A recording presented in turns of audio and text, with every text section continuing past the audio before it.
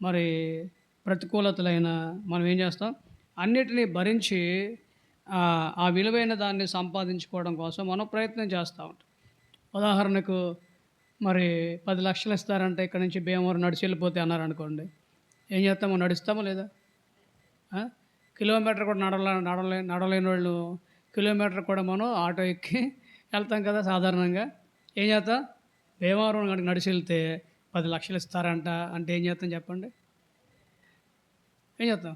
మోకాళ్ళ నొప్పులోళ్ళు కూడా ఏం చేత్తారు? మెల్లిగా నడుత్తారనమాట. ఎందుకంటే 10,00,000 చాలా విలువైనవి.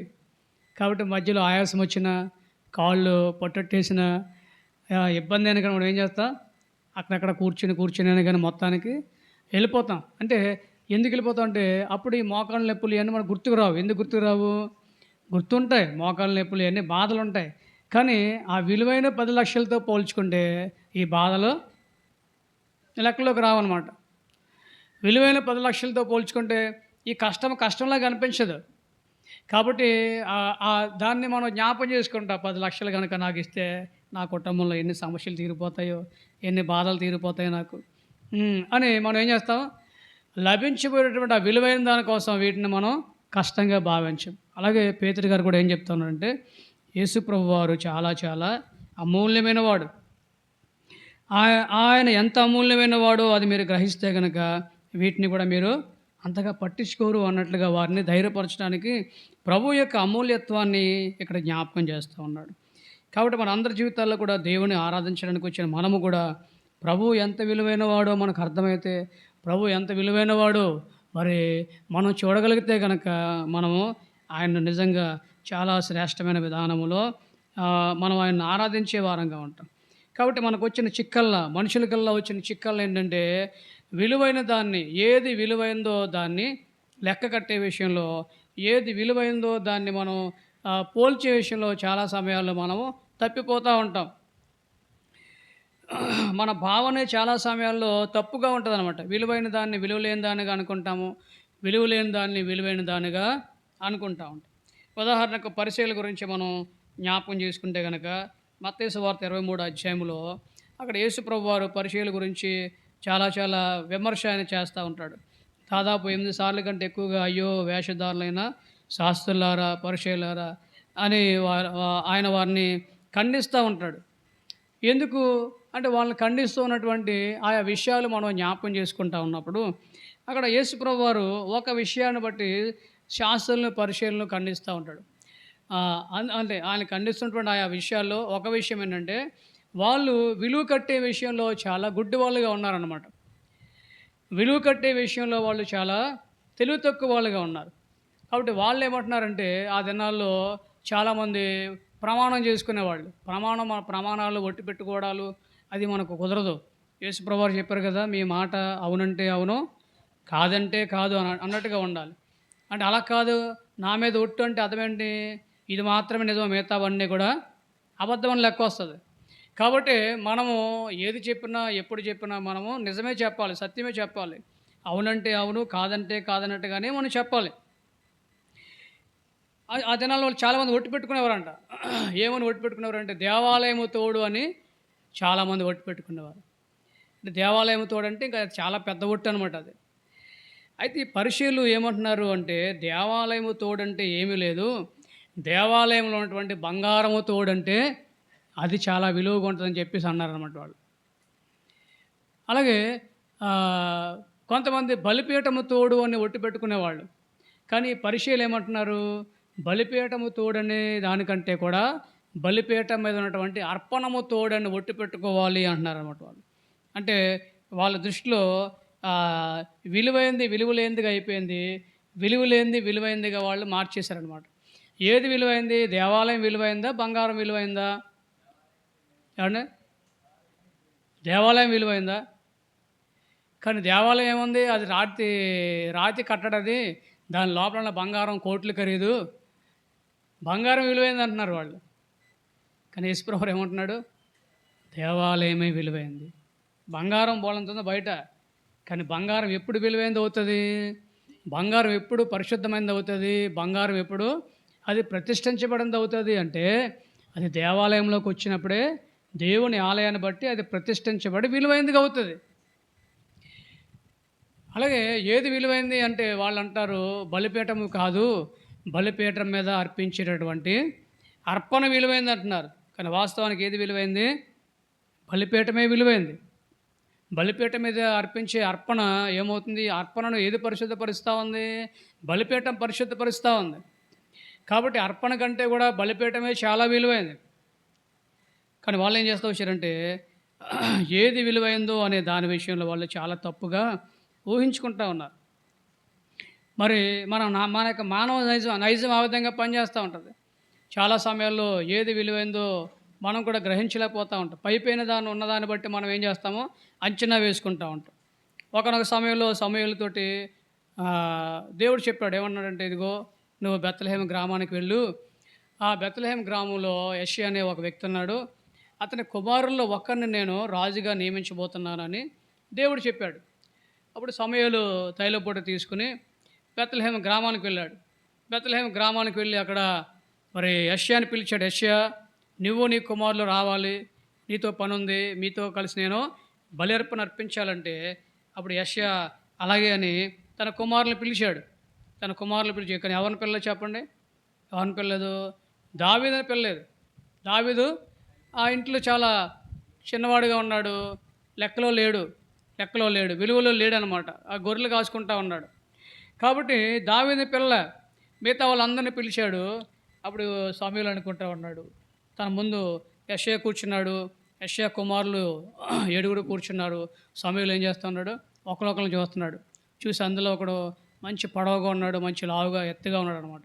సమూయేలు ఏమనుకుంటున్నాడు?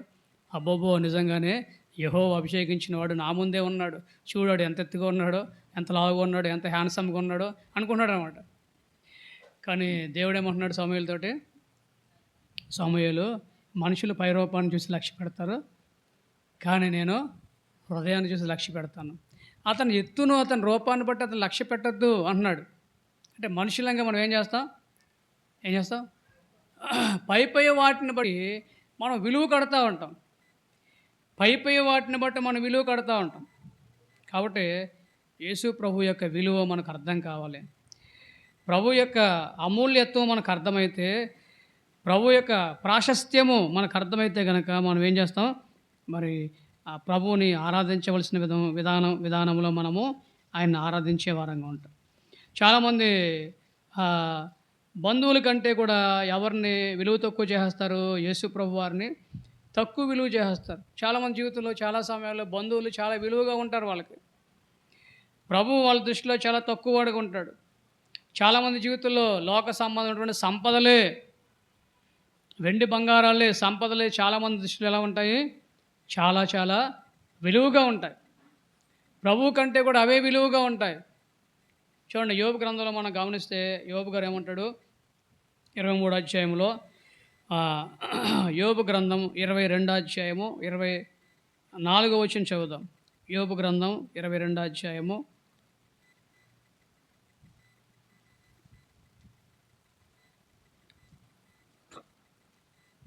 24వ వచనం.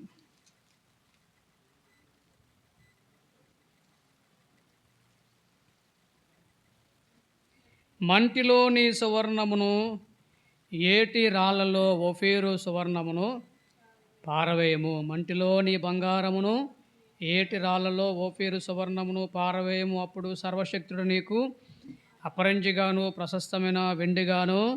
చాలామంది జీవితాల్లో దేవుడు ఎందుకు ప్రశస్తమైన వెండిగా లేడు?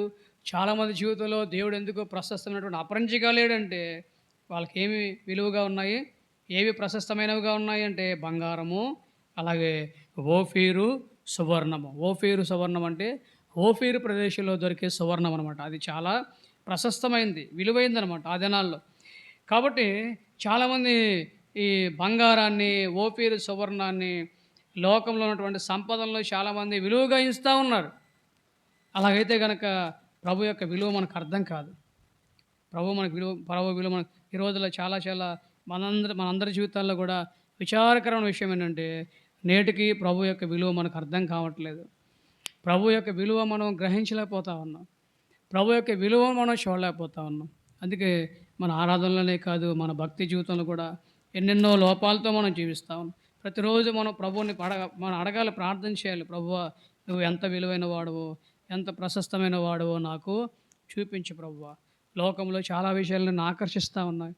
లోకంలో చాలా విషయాలు నన్ను లాగేస్తా ఉన్నాయి. లోకంలో చాలా విషయాలు నన్ను మళ్లించేస్తా ఉన్నాయి. ప్రభువా, నీ విలువ నాకు అర్థం కాకపోతే నేను నిన్ను కోరుకోలేను. నీ విలువ నాకు అర్థం కాకపోతే నేను నిన్ను ప్రేమించేవాడిగా ఉండలేను. ప్రభువా, నీ విలువ నాకు అర్థం కాకపోతే గనక నేను నిన్ను వెంబడించలేనని మనం ప్రభువుని ప్రతిరోజు ప్రార్థన చేయాలి, అడగాలి. ప్రభు యొక్క విలువ ఎంతైందో మనము ఆయన్ని ప్రతిరోజు అడుగుతూ ఉండాలి.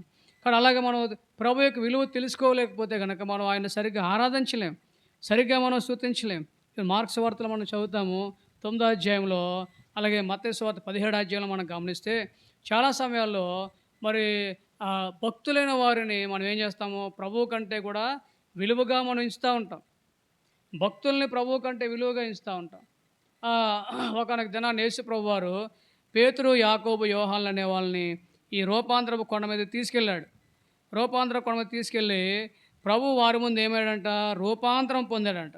అంటే ఆయన ఆంతర్యములు, ఆయన లోపల ఉన్నటువంటి దైవత్వాన్ని, ఆయన లోపల ఉన్నటువంటి మహిమను, ప్రకాశతను ప్రభు ఒక్కసారిగా వాళ్ళకి చూపించాడు. చూపించినప్పుడు ఆయన ముఖం ఎలా ఉందంట, సూర్యుని వలె దగదగ ప్రకాశవంతంగా మెరిసిపోతూ ఉందంట. ఆయన బట్టలు కూడా మరి తెల్లగా దగదగ కాంతివంతంగా మెరిసిపోతూ ఉన్నాడు. కాబట్టి అలాంటి అద్భుతమైనటువంటి ప్రభువుని వాళ్ళు చూశారు. ఆ సమయంలో ప్రభుతో ఒక ఇద్దరు వ్యక్తులు వచ్చి మాట్లాడుతున్నారంట. ఎవరంట వాళ్ళు? ఏలియా ఒకరు, తర్వాత ఇంకెవరు? ఏలియా, మోషే. మోషే, ఏలియాలు వచ్చి యేసు ప్రభుతో మాట్లాడుతూ ఉంటే అప్పుడు పేతురు వెంటనే ఏమన్నాడు, ప్రభువా, నీకు ఒకటి, అలాగే మోషేకు ఒకటి, ఏలియాకు ఒకటి ఏం చేస్తానంటే నేను 3 పర్ణశాలలు కట్టేస్తాను ప్రభువా, 3 గుడారాలు వేసేస్తాను. పాత నిబంధనలో గుడారం ఉండదు కదా దేవునికి, అలాగే నీకోటి, మోషేకోటి, ఏలియాకోటి 3 గుడారాలు వేసేస్తాను ప్రభువా అని పేతురు అంటున్నాడు. అంటే యేసు ప్రభు వారిని ఎవరితో సమానం చేశాడు? యేసు ప్రభు వారిని మోషేతోటి ఏలియాతో యేసు ప్రభు వారిని సమానం చేశాడు. వీళ్ళ ముగ్గురు ఒకటి అనుకుంటున్నాడు పేతురు. కానీ వెంటనే పరలోకం నుంచి తండ్రి ఏమన్నాడు, ఇదిగో ఈయనే నా ప్రియ కుమారుడు, ఈయన యందు నేను ఆనందిస్తున్నాను, మీరు ఈయన మాట వినండి. కాబట్టి చాలా సమయాల్లో మనకు ఎవరు ఎక్కువైపోతారు చెప్పండి? భక్తులు మనకు ఎక్కువైపోతారు అనమాట. సేవకులు ఎక్కువైపోతారు కొన్ని సమయాల్లో మనకు పెద్ద పెద్ద సేవకులు ఎక్కువైపోతారు. ఒక మంజిత్ పొలాన్ని ద్వారా చెప్పాడు ఒకసారి, ఒక ఆయన అడిగాడంట, ఏమడిగాడంటే, అయ్యా, మీ సహవాసాన్ని ప్రారంభించినటువంటి దైవజనుడి పేరు ఏం పేరు అని చెప్పి అడిగాడంట.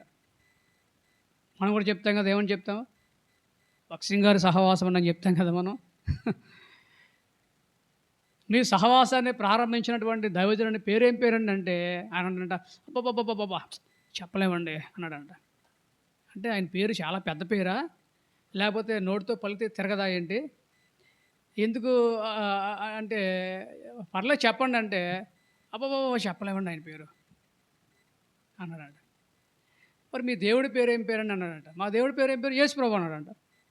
మరి యేసు ప్రభు పేరు అంత సులువుగా చెప్పేసావు, మీ సంఘాన్ని ప్రారంభించిన భక్తుల పేరు చెప్పలేవా అంటే, యేసు ప్రభు కంటే కూడా ఇలా సంఘం స్థాపించిన భక్తుడు ఎలా ఉన్నాడు చెప్పండి? ఆయన పేరు చెప్పలేడంట. అంత పరిశుద్ధమైందంట ఆయన పేరు. చాలా సమయాల్లో మనం ఏం చేస్తూ ఉంటాం, దేవుని కంటే కూడా మనుషుల్ని, దైవ సేవకుల్ని, భక్తుల్ని మనం ఏం చేస్తాం, హెచ్చించేస్తూ ఉంటాం. అది చాలా చాలా తప్పు, అది చాలా చాలా తప్పు. కాబట్టి ఉదయకాల సమయంలో దేవుడు మనందరి మనోనేత్రాలు తెరవచేయాలని మనం ప్రార్థన చేయాలి. ప్రభు యొక్క విలువను మనం తెలుసుకునే విషయంలో, ప్రభు యొక్క అమూల్యత్వాన్ని మనం ఎరిగే విషయంలో నిజంగా ప్రభు మన కళ్ళు తెరవాలని మనం నిజంగా ప్రభువుని అడగాలి. మరి ఇక్కడ పేతురు భక్తుడు చెప్తా ఉన్నాడు, యేసు ప్రభువారు ఎంత విలువైన వాడో మనకు జ్ఞాపకం చేస్తూ ఉన్నాడు. చూడండి, 3 విషయాలు మనం చూద్దాం దేవుని వాక్యంలోంచి. 3 విషయాలు క్లుప్తంగా జ్ఞాపకం చేసుకుని ప్రభు యొక్క విలువ పేతురు మనకు జ్ఞాపకం చేస్తున్నాడు. ఆయన ఎందుకు అమూల్యమైన వాడు, ఎందుకైనా ప్రశస్తమైన వాడో పేతురు గారు చెప్తున్న 3 విషయాలు మనం జ్ఞాపకం చేసుకుని మనం ఆరాధనలోకి వెళ్దాం. మొట్టమొదటిగా చూడండి, పేతురు రాసిన మొదటి పత్రిక 2వ అధ్యాయము, పేతురు రాసిన మొదటి పత్రిక 2వ అధ్యాయము 4వ వచనం చదువుదాం. 2వ అధ్యాయం 4వ వచనం. మనుష్యుల చేత విసర్జింపబడినను దేవుని దృష్టికి ఏర్పరచబడినదియు అమూల్యమును సజీవమునైన రాయినగు ప్రభువునద్దకు వచ్చిన వారై. పేతురు గారు ఏమంటున్నాడు? యేసు ప్రభు వారిని ఏమనండి? సజీవమైన రాయని ఆయన ఉట్టిని అలా చెప్పలేదు. ఏమంటున్నాడు? దేవుని దృష్టికి ఏర్పరచబడినది, తర్వాత అమూల్యమునైన సజీవమునైన రాయి. అమూల్యమైన రాయి అంటే అర్థం ఏంటంటే ఆ రాయి యొక్క విలువ మనం లెక్కలు కట్టలేం. ఆ రాయికి మనం వాల్యూ కట్టలేం. అమూల్యమైన రాయి. ఎందుకు అమూల్యమైన రాయి? దేనికి అమూల్యమైన రాయి? 8వ వచనంలో కూడా మనం చదివితే, ఇదిగో నేను ఏర్పరచబడినదియు అమూల్యమునకు మూలరాతిని సియోనులో స్థాపించుచున్నాను. కాబట్టి ఇక్కడ యేసు ప్రభు వారు మూలరాయి అని చెప్తా ఉన్నాడు. ఇంకా బైబిల్లో ఇంకో చోట మనం చదివితే ఆయన పునాది రాయి అని కూడా మనం చదువుతాం. యేసు ప్రభు వారు ఎందుకు మనకు అమూల్యమైన వాడంట? ఎందుకు అమూల్యమైన వాడు? ఆయన మనకు పునాది రాయిగా ఉన్నాడు. మూడు రాయలు యేసు ప్రభు వారు 3 రాళ్ళతో పోల్చబడ్డాడు. జకర్యా గ్రంథంలో కూడా మనం చదువుతాం. మొట్టమొదటిగా యేసు ప్రభు వారు పునాది రాయి, రెండోదిగా యేసు ప్రభు వారు మూలరాయి, మూడోదిగా యేసు ప్రభు వారు తలరాయి. ఈ 3 కూడా ఇల్లు కట్టడానికి చాలా చాలా ముఖ్యమైనవి. గతించిన దినాల్లో ఒకసారి మనం జ్ఞాపకం చేసుకో. పునాది రాయి ఇంటికి చాలా ప్రాముఖ్యమైనది. పునాది లేకపోతే ఇల్లు ఏమవుతుంది? పునాది లేకుండా ఇల్లు కట్టేస్తే ఏమో చెప్పండి. ఇల్లు ఏమవుతుంది? అయిన తర్వాత మీరు జేమ్స్ అని చెప్తాడు. పునాది లేకపోతే ఇల్లు ఏమవుతుంది? ఎంత పెద్ద బిల్డింగ్ కట్టుకున్నా దానికి పునాది వేయకపోతే మనం ఎన్ని లక్షలు ఖర్చు పెట్టినా పునాది లేకుండా కడితే ఏమవుతుంది? అదంతా కూడా మనకు బూడిదలో పోసిన పన్నీర్ అయిపోద్ది అనమాట. పునాది ఇంటికి చాలా విలువైంది. అలాగే మూలరాయి. మూలరాయి అంటే 2 గోడలను కలిపే రాయి అనమాట. ఆ 2 గోడలు అలా వెళ్ళిపోకుండా ఇలా వెళ్ళిపోకుండా వంకర లేకుండా 2 గోడలను కలపడానికి మూలరాయి సరైనదిగా పెడతారు. యేసు ప్రభు వారు మూలరాయి, యేసు ప్రభు వారు పైరాయి. ఆ దినాల్లో స్లాబులు కూడా రాళ్ళతో వేసేవారు. రాళ్ళు పైన అమర్చేవారు స్లాబుల్లాగా. కాబట్టి పైరాయి అంటే చివర పైన పెట్టే రాయి అనమాట. అది పెట్టగానే ఏమవుతుంది? ఇల్లు మొత్తం కంప్లీట్ అవుతుంది అనమాట.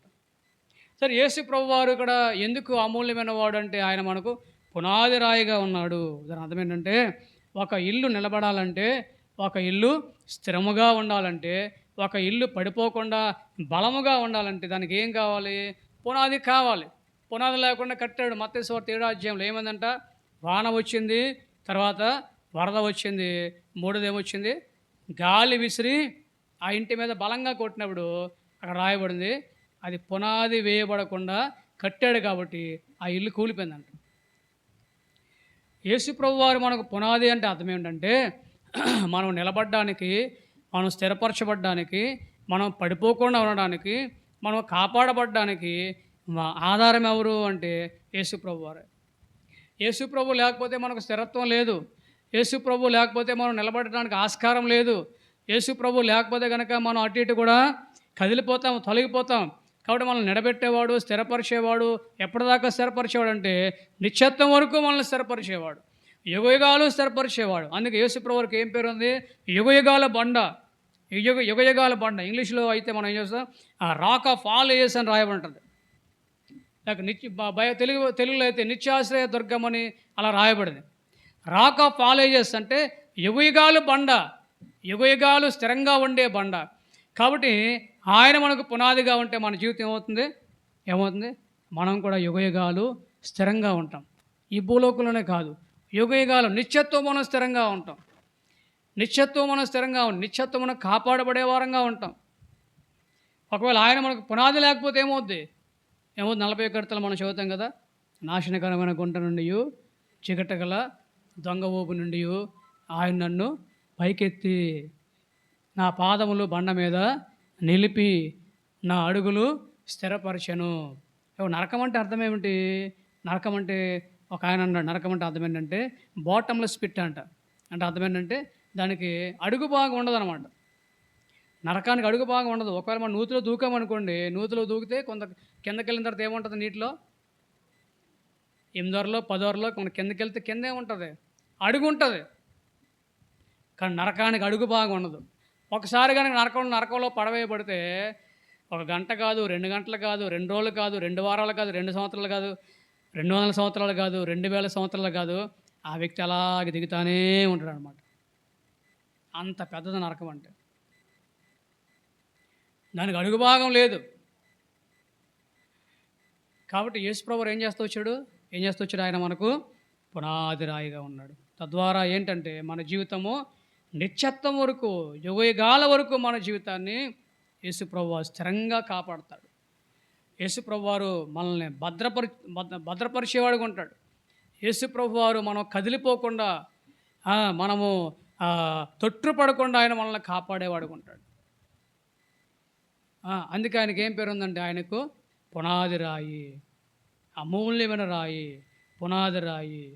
కాబట్టి యేసుప్రభువారు మనకి ఎందుకు విలువైన వాడంటే, ఆయన మన జీవితాలు స్థిరంగా ఉండడానికి, కదలకుండా ఉండడానికి, నిత్యత్వము కాపాడబడ్డానికి ఆయనే మనకు ఆధారంగా ఉన్నాడు. ఇక్కడ ఆయనే మనకు పునాది రాయిగా లేకపోతే కనుక మన జీవితాలు కాపాడబడ్డానికి, స్థిరంగా ఉండడానికి అవకాశమే లేదు. కాబట్టి మన ప్రభువుని ఆరాధించాలి. ప్రభువా, నువ్వు చాలా చాలా విలువైన వాడు, నాకు చాలా చాలా ప్రశస్తమైన వాడు. ఎందుకంటే మీరు నాకు అమూల్యమైనటువంటి పునాది రాయిగా ఉన్నాడు. పునాది రాయిగా ఉన్నారు మీరు.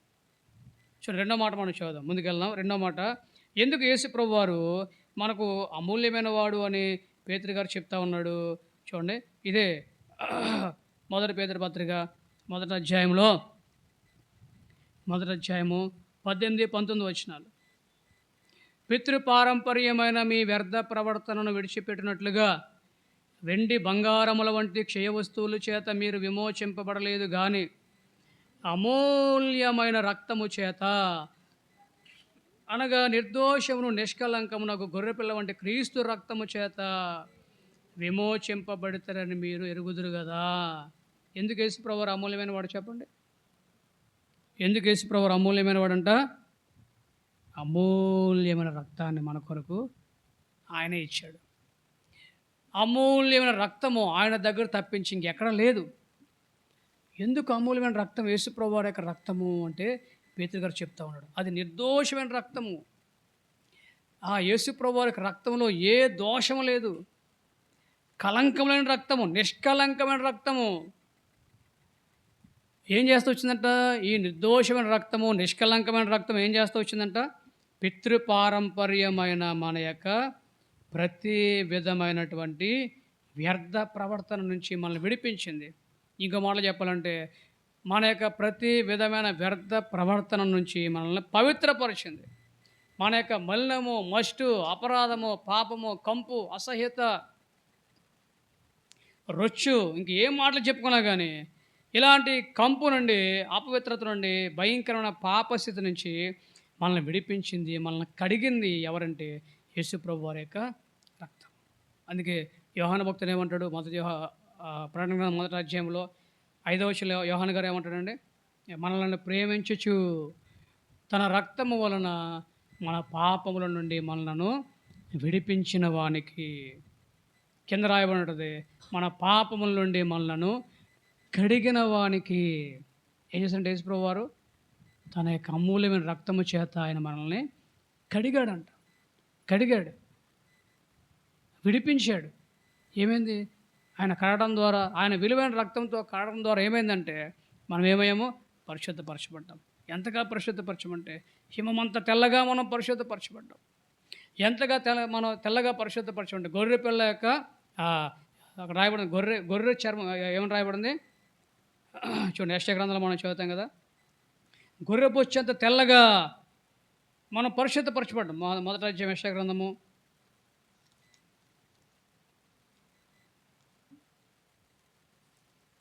18వ వచనం. యెహోవా ఈ మాట సెలవిచ్చున్నాడు, రండి మన వివాదము తీర్చుకుందాము, మీ పాపములు రక్తము వలె ఎర్రనివైనను అవి హేమము వలె తెల్లబడును. కెంపు వలె ఎర్రనివైనను అవి గొర్రె బొచ్చి వలె తెల్లని వగును. కాబట్టి మన యొక్క అపవిత్రతను, మన దోషమును, మన పాపమును, మన కంపును పవిత్రపరిచేది లోకంలో ఏది లేదు. యేసు ప్రభువారు ఎంత తెల్లగా ఎలాగ మనల్ని చేశాడు, ఎంత పరిశుద్ధంగా హిమం వలె తెల్లగా, గొర్రెబొచ్చు వలె తెల్లగా యేసు ప్రభువారు మనల్ని ఎలా చేశాడంటే తన యొక్క అమూల్యమైనటువంటి రక్తము చేత. ఈ యొక్క అమూల్యమైన రక్తం ఎవరి దగ్గర ఉంది? అది ఆయన దగ్గరే ఉంది. కాబట్టి యేసు ప్రభువారు మనకు ఏమై ఉన్నాడు? ఆయన మనకు అమూల్యమైన వాడుగా ఉన్నాడు, ప్రశస్తమైన వాడుగా ఉన్నాడు, విలువైన వాడుగా ఉన్నాడు. ఇంకొక మాట చదువుదాం చూడండి. ఎందుకు యేసు ప్రభువారు మనకు అమూల్యమైన వాడుగా ఉన్నాడు? ఇప్పుడు రెండవ పేతురు పత్రిక మొదటి అధ్యాయము 4వ వచనం.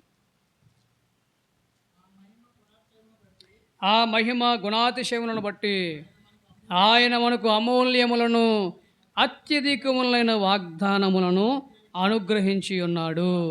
దురాశను అనుసరించుట వలన లోకమందున్న భ్రష్టత్వమును ఈ వాగ్దానముల మూలముగా మీరు తప్పించుకొని దేవ స్వభావమునందు పాలేవారగినట్లు వాటిని అనుగ్రహించను.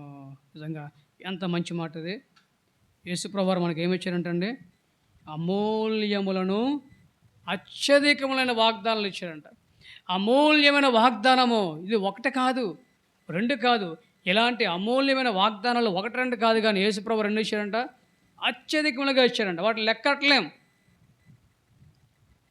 అమూల్యమైన వాగ్దానాలు. ఈ వాగ్దానాలన్నీ బైబిల్లో ఉన్నాయి. ఈ వాగ్దానాలు మనం స్వతంత్రించుకోవాలి, మనం తీసుకోవాలి. వాగ్దానాలు పట్టుకుని మనం దేవుని సమీపించాలి. సరే, ఎందుకు ప్రభు మనకి వాగ్దానాలు ఇచ్చాడంట? 2 విషయాలు చెప్తా ఉన్నాడు. ఎందుకు ఇచ్చాడంట? లోకమందు ఉన్నటువంటి భ్రష్టత్వాన్ని తప్పించుకోవడానికి. ఈరోజు నిన్ను నన్ను ఏ విషయం, లోకంలో ఉన్నటువంటి విషయం మనల్ని లాగుతూ ఉందో, మనల్ని ఆకర్షిస్తూ ఉందో, మనల్ని శోధిస్తూ ఉందో, మనం వాటిలోంచి బయటపడడానికి ప్రభు మనకేమిచ్చాడు? మనకి వాగ్దానం ఇచ్చాడు. ఆ వాగ్దానాన్ని మనం పట్టుకోవాలి. ఉదాహరణకు చూడండి, ఒక వాగ్దానం చూద్దామా? మొదటి తెస్సలోనికీయులకు రాసిన పత్రిక 5వ అధ్యాయము 24వ వచనం. సమాధానకర్తకు దేవుడే మిమ్మల్ని సంపూర్ణముగా పరిశుద్ధపరచునుగాక, మీ ఆత్మయు జీవమును శరీరమును మన ప్రభు అయిన యేసుక్రీస్తు రాకడయందు నిందారహితముగాను సంపూర్ణముగాను ఉండునట్లు కాపాడబడునుగాక. మిమ్మల్ని పిలిచేవాడు నమ్మకమైన వాడు కనుక అలాగూ. చూడండి, ఇది ఎంత గొప్ప వాగ్దానం ఇది. ఈ వాగ్దానం ద్వారా ప్రభు మనల్ని ఏం చేస్తూ ఉన్నాడు? మన ఆత్మను, మన జీవమును, అంటే మన ప్రాణమును, మన శరీరాన్ని ఏం చేస్తాడంట? సంపూర్ణముగా పరిశుద్ధపరుస్తూ ఉన్నాడు. యేసు ప్రభు వారి యొక్క రాకడ వచ్చే సమయానికి ఎలాగ మనల్ని చేస్తాడంట? నిందారహితముగా సంపూర్ణముగా ఆయన కాపాడతాడంట. ఈ దేవుని వాగ్దానం ఇది. కింద లైన్లో రాస్తున్నాడు, మిమ్మల్ని పిలిచేవాడు నమ్మకమైన వాడు కనుక అలాగూ చేయడు. మరి మనం ఈ వాగ్దానాన్ని స్వతంత్రించుకోవాలి. ఈ వాగ్దానాన్ని బట్టి మనం ప్రభువుని అడగాలి. ఇంకా ఎక్కడ మన జీవితంలో సంపూర్ణత లేదో, లేక ఎక్కడ మన జీవితంలో మన ఆత్మలో, శరీరములో, ప్రాణములో కల్మషం కనబడుతూ ఉందో, ఈ వాగ్దానం పట్టుకుని ప్రభు దగ్గరికి వెళ్ళినప్పుడు మనల్ని ఏం చేస్తాడు? ప్రభు తన వాగ్దానం ద్వారా మనల్ని సంపూర్ణంగా పరిశుద్ధపరుస్తాడు. కాబట్టి ఈ వాగ్దానాలు ప్రభు మనకి ఎందుకు ఇచ్చాడు అంటే, లోకమందున్న భ్రష్టత్వాన్ని తప్పించుకోవడానికి. ఇది మొదటి కారణం. రెండో కారణం ఏంటంటే, దైవ స్వభావమందు మనం అందరం కూడా పాలివారు కావాలని. అంటే దేవుని స్వభావంలో మనం అందరం కూడా పాలిభాగస్థులం అవ్వాలని, దేవుని స్వభావంలో మనం అందరం కూడా ఏకమైపోవాలని, దేవుని స్వభావం మన స్వభావం కూడా ఒకటైపోవాలని ప్రభు ఈ వాగ్దానాలు మనకి ఇచ్చారంట. ఇంకా మళ్ళీ దేవుని స్వభావం వేరు, మన స్వభావం వేరు అన్నట్టుగా ఉండకూడదు. రక్షించబడిన ప్రారంభంలో లేదా కొంతకాలం అలాగా ఉండొచ్చు, కానీ రోజులు గడిచే కొద్ది ఏమైపోవాలి? మన స్వభావంలోనికి దేవుని స్వభావము మనం తీసుకొని ఆయన స్వభావం మన స్వభావం ఒకటవ్వాలన్నమాట. అందుకే ప్రభు వాగ్దానాలు ఇచ్చాడు. కాబట్టి అక్కడ పేతురు గారు ఏమంటున్నాడు, అమూల్యములైన అత్యధికములైన వాగ్దానాలు మనకు ఇచ్చాడు. కాబట్టి ఉదయకాల సమయంలో ప్రభువును మనం నిజంగా స్తుతిద్దాము, ఆయన ఆరాధిద్దాం. ఎందుకంటే ఆయన చాలా చాలా అమూల్యమైన వాడు. ఆయనతో ఎవరిని మనం పోల్చలేం, ఆయనతో దేన్ని మనం సమానం చేయలేము, ఆయన స్థానంలో దేన్ని మనం ఆయన పక్కన నిలబెట్టలేము. ఆయన అంత విలువైన వాడు, అమూల్యమైన వాడు, ప్రశస్తమైన వాడు. ఎందుకంటే మొట్టమొదటిగా ఆయన ఏం చేస్తూ వచ్చారంట, ఆయన మనకు పునాది రాయిగా ఉన్నాడు, అమూల్యమైన రాయిగా ఉన్నాడు. మన జీవితాలు స్థిరపరచబడ్డానికి, కదలకుండా కాపాడబడ్డానికి ఈరోజు పునాది రాయిగా ప్రభువు నీకు నాకున్నాడు. రెండోదిగా ఎందుకు యేసు ప్రభు వారు మనకు అమూల్యమైన వాడుగా మనం ఎంచాలి ఆయన్ని? ఎందుకు ఎంచాలి? ఆయన మనల్ని ఏం చేస్తూ వచ్చారంట, పితృపారంపర్యమైన మన వ్యర్థ ప్రవర్తన, ప్రతి విధమైన అపవిత్రత నుండి మనల్ని పవిత్రపరచడానికి అమూల్యమైన, నిర్దోషమైన, నిష్కలంకమైనటువంటి తన రక్తాన్ని మనకు ఇచ్చాడు. మూడోదిగా యేసు ప్రభు వారు మనకు ఎందుకు అమూల్యమైన వాడు? ఎందుకు అమూల్యమైన వాడు? ఆయన మనకు అమూల్యములైన అత్యధికములైన వాగ్దానాలు ఇచ్చాడు. దురాశలోంచి మనం తప్పించుకోవడానికి, దేవుని స్వభావంలో మనము పాలువారు కావడానికి. కాబట్టి ప్రభు ఎంత అమూల్యమైన వాడో మనం ఎరిగిన వారమై, గ్రహించిన వారమై ప్రభువును మనం ఆరాధన చేద్దాం. ప్రభువా, నువ్వు ఎంత అమూల్యమైన వాడవు, నిజంగా నువ్వు ఎంత శ్రేష్టమైన వాడవు, ఎంత అమూల్యమైన వాడుగా నీవు నాకు దొరికావు అని మనం ప్రభువుని మహింపరుద్దాం. అలాగా మనం ప్రభువుని ఆరాధన చేద్దాం. ప్రభు మనకు సహాయం చేయనుగాక.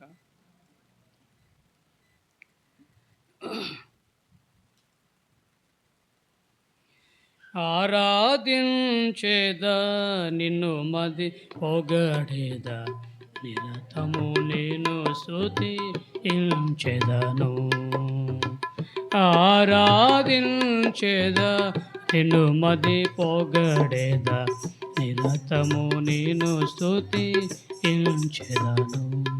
ప్రభుని ఆరాధన చేద్దాం. దగ్గరగా క్లుప్తముగా మనం ఆరాధన చేద్దాం.